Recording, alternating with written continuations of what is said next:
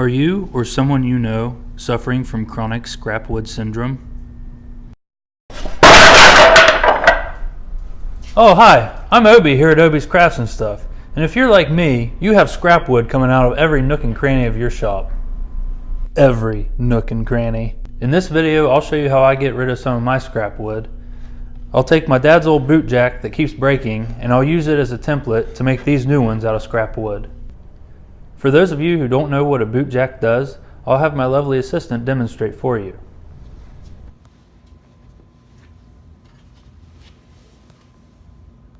Now let's get started.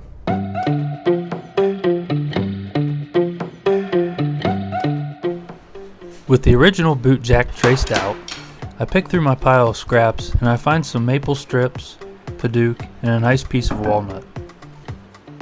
I'll start this build by ripping down the padauk to 1 inch and the walnut to about 1.5 inches.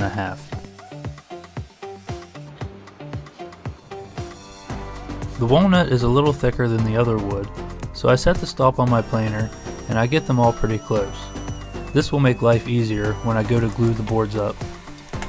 I also make sure to use waterproof glue, as I'm assuming these will get used for their intended purpose.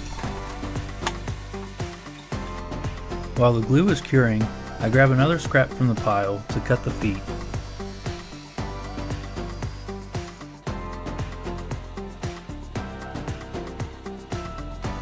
Once the glue has dried, I run one face of the board over the joiner and then send it through the planer to clean up the top. I then trace out the template onto the board and cut everything out on the bandsaw. I clean up the bandsaw cuts with a sander and then give the top a 1/4 inch round over and the bottom an 1/8 inch round over. Not only does this make it look pretty, it will help prevent chipping and splintering when these things start knocking boots. I cut the feet down to proper size and then use the straight lines from the joints to reference where I need to drill holes.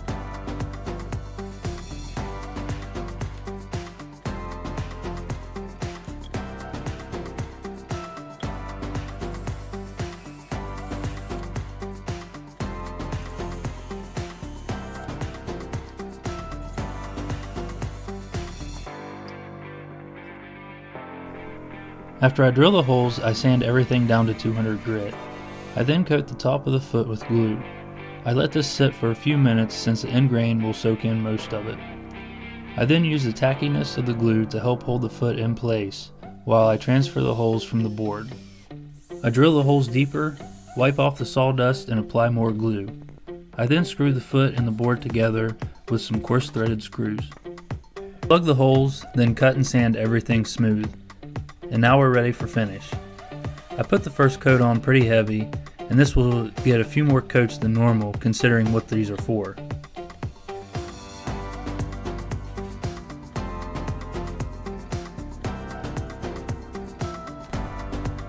If you like this video, please give it a thumbs up. I've got a couple more scrapwood ideas I'd like to share along with other videos I've got planned, so please subscribe. Thanks for watching.